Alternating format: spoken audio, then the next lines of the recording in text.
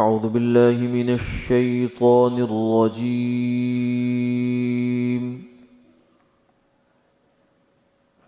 بسم الله الرحمن الرحيم.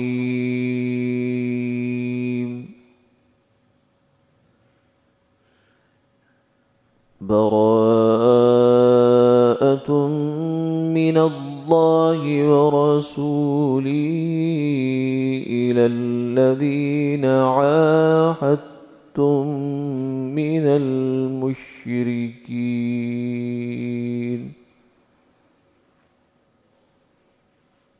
فسيحوا في الأرض 4 أشهر واعلموا أنكم غير معجز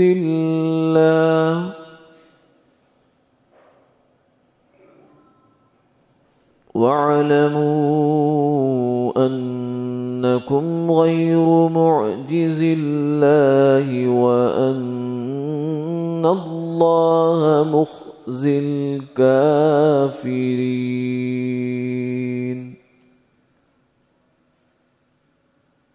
صدق اللہ العظیم.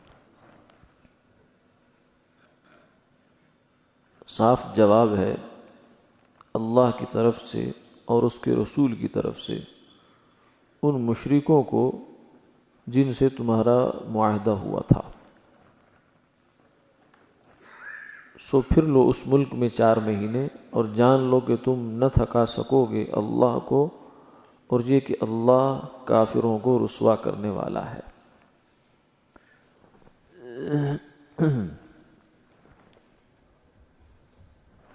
آج سورہ توبہ کی ابتدا ہوئی ہے. اس سورت کو سورہ براءت بھی کہا جاتا ہے اور سورہ توبہ بھی کہا جاتا ہے، دونوں ہی اس کے نام ہیں. براءت اس وجہ سے کہ براءت کہتے ہیں اعلان لا تعلقی،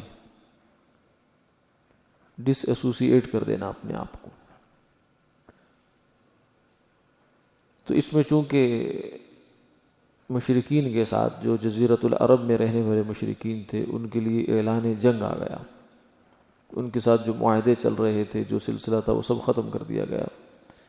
کہ آئندہ کے لیے کوئی کسی کے ساتھ معاہدہ نہیں ہوگا. اور اب کھلا کھلا بس ایک ہی حکم ہے کہ جزیرۃ العرب میں رہنے کے لیے مسلمان ہونا پڑے گا ورنہ یہاں سے نکل جائے. فرمایا لا یجتمع دینان فی جزیرۃ العرب، کہ جزیرۃ العرب میں 2 دین اکٹھے نہیں ہو سکتے. اس لیے جو لوگ جزیرۃ العرب کے رہنے والے تھے ان کے سامنے 2 ہی آپشن تھے. ایک ہی آپشن تھا کہ یا تو مسلمان ہو جائیں یا پھر میدان جنگ میں آ جائیں. البتہ باقی دنیا کے جتنے خطے ہیں وہاں کے رہنے والوں کے لیے 2 آپشن رکھے گئے. ایک تو یہ ہے کہ مسلمان ہو جائے تو ٹھیک ہے، ورنہ جزیہ دے کر ماتحت ہو کر زندگی گزاریں. اور تیسرا پھر یہ ہے کہ اگر نہیں آتے تو پھر جنگ ہے، اور تلوار یہ فیصلہ کرے گی کہ اللہ کی زمین پر رہنے کا حق کس کا ہے. لیکن مشرکین کے لیے، مکہ والوں کے لیے اور جزیرۃ العرب والوں کے لیے بہرحال یہ تھا. تو چونکہ اس صورت میں اعلان لا تعلقی ہوا ہے اور اعلان جنگ ہوا ایک طرح سے، تو اس لیے اس کو سورہ براءت کہا جاتا ہے. اور سورہ توبہ کہنے کی وجہ یہ ہے کہ اس میں آگے چل کے مسلمانوں کی توبہ کا قبولیت کا تذکرہ ہے. وہ 3 اصحاب جو رہ گئے تھے اس کے اندر،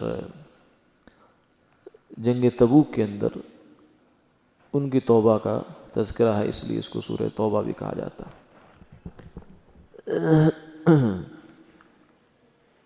اس سورت کی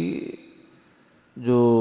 خصوصیات ہیں ان میں سے خصوصیت یہ ہے کہ اس کی شروع میں بسم اللہ نہیں ہے. تو اس کی وجہ کیا ہے؟ عام طور سے مشہور یہ ہے اور سیدنا علی کرم اللہ تعالی وجہ سے منقول بھی ہے. انہوں نے فرمایا چونکہ اس صورت کے اندر مشرکین کے لیے اعلان جنگ تھا اور کسی قسم کی روح رعایت نہیں ہے، اور بسم اللہ تو رحمت کی آیت ہے، بسم اللہ الرحمن الرحیم، اس لیے اس صورت کی شروع میں بسم اللہ نہیں رکھی گئی. لیکن یہ ایک نقطے کی بات ہے، یہ کوئی وجہ نہیں ہے بنیادی. کیونکہ اس سے زیادہ سخت مضامین والی صورتیں ہیں جن کی شروع میں بسم اللہ بھی ہے. تو یہ ایک نقطہ ہے، علمی نقطہ جیسے ہوتا ہے. اصل جو وجہ تھی وہ یہ تھی کہ قرآن پاک 23 سال میں نازل ہوا ہے متفرق طور پر. ایک دفعہ میں سارا قرآن پاک نازل نہیں ہوا. کچھ صورتیں ہیں جو ایک ہی دفعہ میں نازل ہوئی، بڑی بڑی صورتیں بھی نازل ہوئی، چھوٹی تو ہوتی تھی. ورنہ عام طور سے ایسا ہوتا تھا کہ جیسی جیسی ضرورت ہوتی گئی اللہ تعالیٰ کی طرف سے قرآن پاک نازل ہوتا گیا. اگرچہ لوح محفوظ میں اللہ کے ہاں جو قرآن ہے وہ اسی ترتیب سے محفوظ تھا، لیکن وہاں سے جو حضور صلی اللہ علیہ وسلم کے قلب اطہر پر نازل ہوا ہے وہ تدریجاً ہوا ہے. وَنَزَّلْنَاهُ، ہم نے اس کو تدریجاً ترتیب وار نازل کیا، جیسے جیسے ضرورت پڑتی گئی آیات اترتی چلی گئی. لیکن ساتھ ہی جبریل امین آپ صلی اللہ علیہ وسلم کو یہ بتا دیا کرتے تھے، یا رسول اللہ یہ آیت اگرچہ آئی تو آج ہے، لیکن یہ فلاں سورت کی فلاں آیت کے بعد ہے، یہ فلاں سورت کی فلاں آیت سے پہلے ہے. تو آپ بھی جو صحابہ جو قرآن پاک لکھا کرتے تھے، کاتبین وحی ہوتے تھے، جو ان کو بلا کر جب سورت آیت لکھوایا کرتے تھے تو ساتھ یہ فرما دیا کرتے تھے کہ اس آیت کو فلاں سورت میں رکھنا ہے اور اس آیت کو فلاں جگہ پہ رکھنا ہے، پھر سورت کو فلاں سورت سے پہلے رکھنا ہے، فلاں سورت کے بعد رکھنا ہے. لیکن یہ جو سورہ براءت یا سورہ توبہ ہے یہ آخری صورتوں میں سے ہے، جو قرآن پاک کی آخری صورتیں نازل ہوئی ان میں سے یہ صورت بھی ہے، کیونکہ یہ فتح مکہ کے بعد کی اس میں سارے احکامات بیان ہوئے. تو اس لیے آپ صلی اللہ علیہ وسلم کی طرف سے کاتبین وحی کو کوئی ہدایت نہیں ملی تھی کہ اس کو کیا کرنا ہے. یہ خود یہ آیات یا یہ جو حصہ ہے یہ قرآن پاک کا کسی صورت کا جز ہے، پہلے سے چلے آنے والی صورت کا یہ الگ صورت ہے، اس کی کوئی صراحت آپ سے منقول نہیں تھی. تو جب سیدنا عثمان رضی اللہ تعالیٰ عنہ نے مصحف کو مرتب کیا اور اس کے نسخے نقل کروائے تو اس موقع پر انہوں نے جب یہ معلومات کی تو کہیں سے اس کے بارے میں کوئی معلومات ملی نہیں کہ یہ کسی صورت کا حصہ ہے یا کیا ہے جی. اور انہوں نے پھر دیکھا کہ مضمون کے لحاظ سے یہ سورہ انفال کا حصہ معلوم ہوتا ہے، یہ پچھلی صورت تھی کیونکہ جہاد کے احکامات وہاں سے شروع ہوئے، جنگ بدر سے شروع ہوئی بات انفال کے اندر،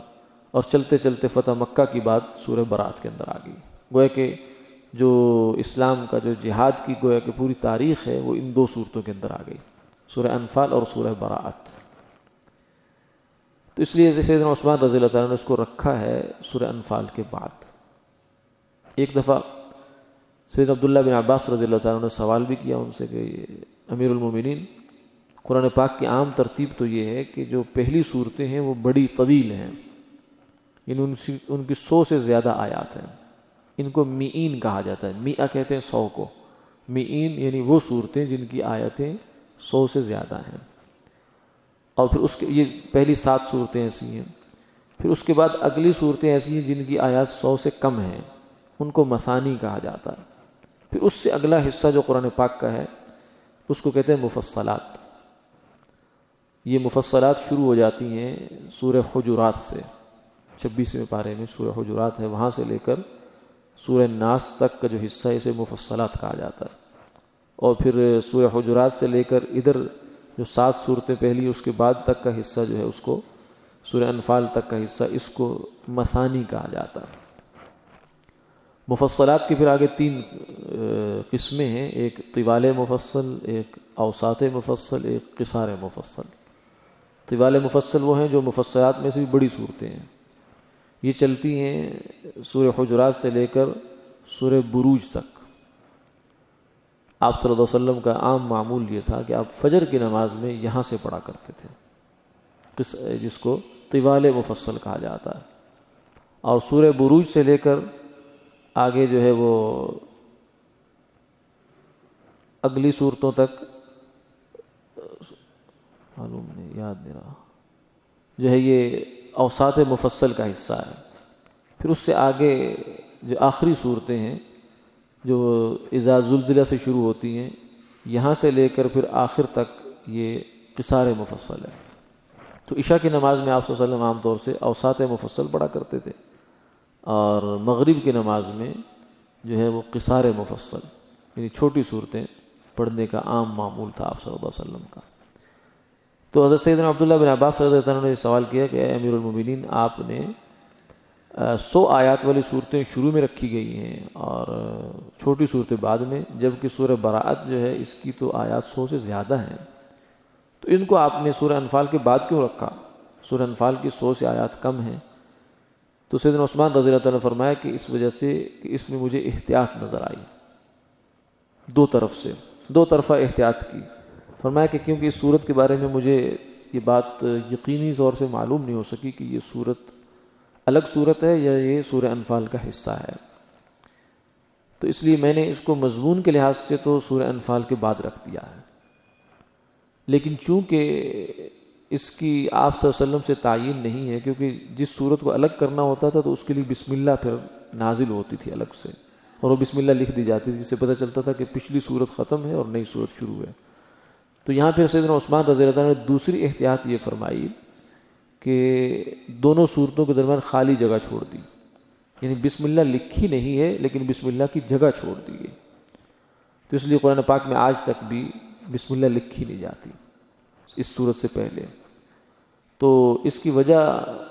یہی ہے جو سیدنا عثمان رضی اللہ عنہ نے خود بیان فرما دی، جس سے ہمیں ایک چیز کا اندازہ ہوتا ہے کہ قرآن پاک کو جمع کرنے میں، ترتیب دینے میں، تدوین کرنے میں کس قدر احتیاط برتی گئی ہے، یعنی وہ باریکیاں، وہ پہلو جن کی طرف ہمارا ذہن جا ہی نہیں سکتا کسی اور دوسرے کا، صحابہ اس حد تک محتاط ہوئے، حتیٰ کہ شروع میں سیدنا عمر رضی اللہ عنہ نے مشورہ دیا سیدنا ابوبکر صدیق رضی اللہ عنہ کو کہ قرآن پاک کے جو متفرق جگہوں پر لکھا ہوا ہے اس کو اکٹھا کروا لیا جائے، ایک جگہ ایک مصحف بنا دیا جائے۔ تو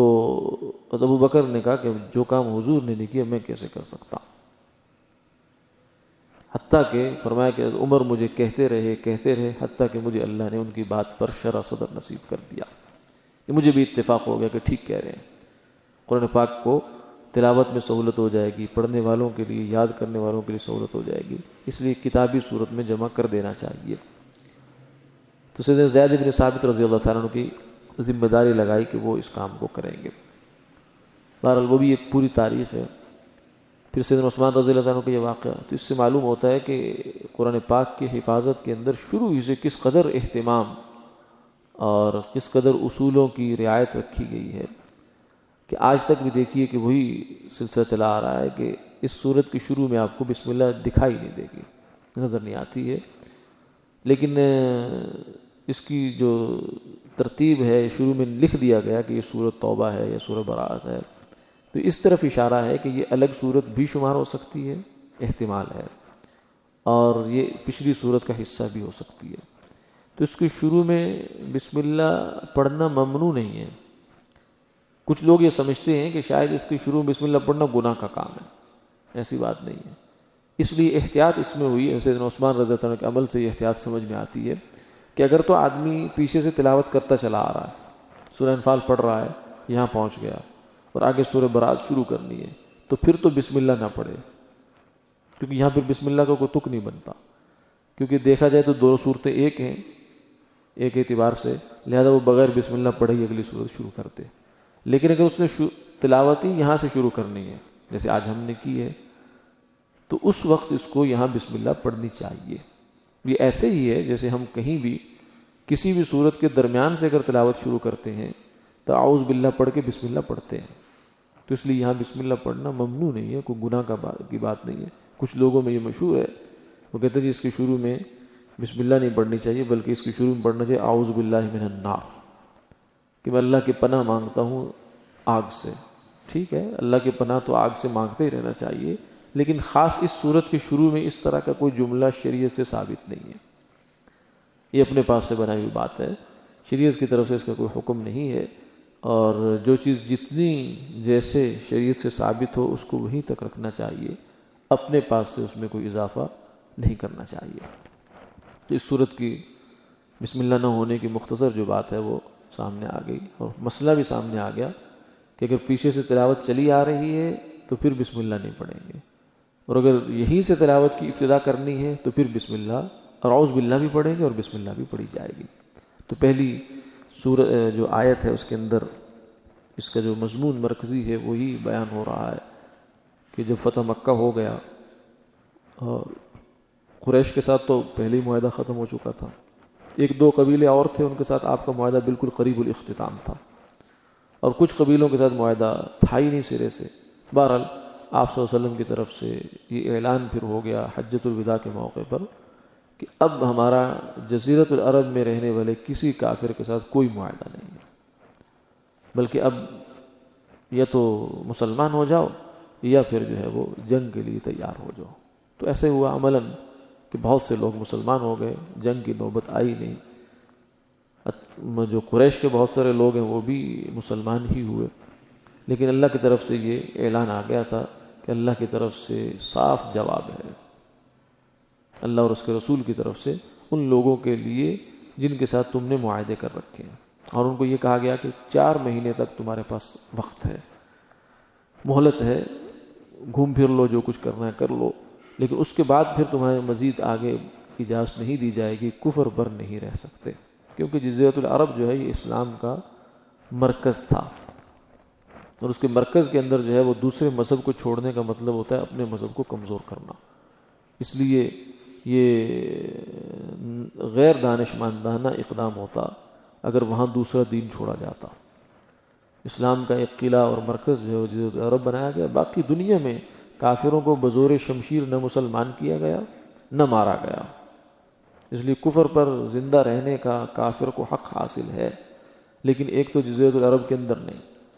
اور دوسرا ہے محکوم بن کر رہے، حاکم بن کر نہیں،